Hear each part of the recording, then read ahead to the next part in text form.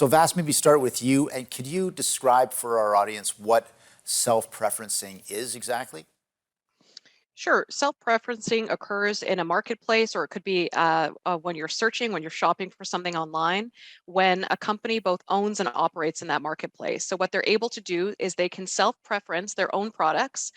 They can put their products in search. They can come up first. So even if they don't have the best possible price, even if they don't have the best possible consumer reviews, they can advertise to you, right? Because ends up being a form of advertising. They can privilege their products over those of their competitors. And it's one of 9 business practices that Rob and I looked at with one of our research collaborators, Anna Quarry, in a paper where we're starting to say in this digital context, maybe we need to focus on the behaviors a little more than the size of the market because they're becoming ubiquitous, right?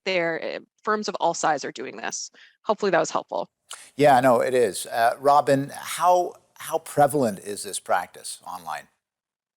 Yeah, it's not clear how many firms actually engage in self-preferencing behavior, but we do know that in other jurisdictions, authorities have taken cases. So recently, the European Commission engaged in a investigation against Amazon for self-preferencing. And several years ago, the European Commission also fined Google in the neighborhood of 2.5 billion euros for self-preferencing activities it did on its Google search website.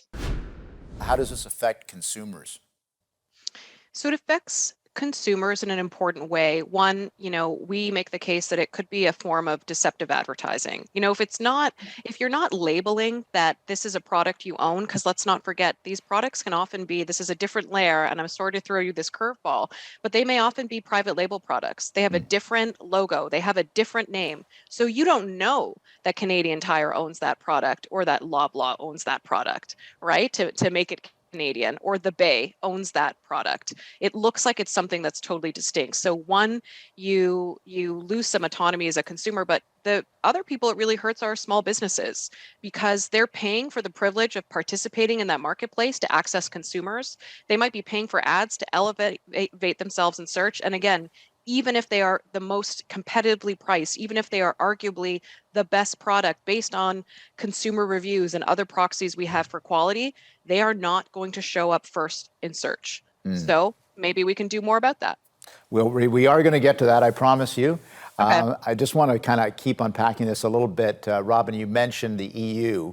How are they dealing with this self-preferencing issue? They've issued some fines. Do they have some regulatory structures on it as well? Yeah, so the EU has recently passed new legislation that targets platforms specifically. And this is an interesting approach because digital platforms like Google, like Amazon, they are different, right? They have a business structure that is distinct from a lot of other businesses we've seen in the past.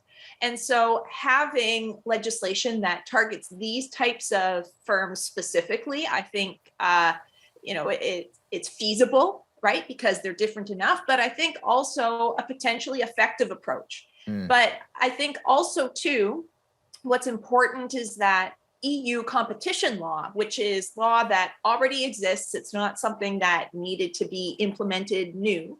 Competition law in the EU seems to be a bit better at getting a hold of these issues and addressing them, especially if you compare that to Canada's competition law, which is designed differently, which unfortunately makes it less capable at tackling these issues that we are seeing today.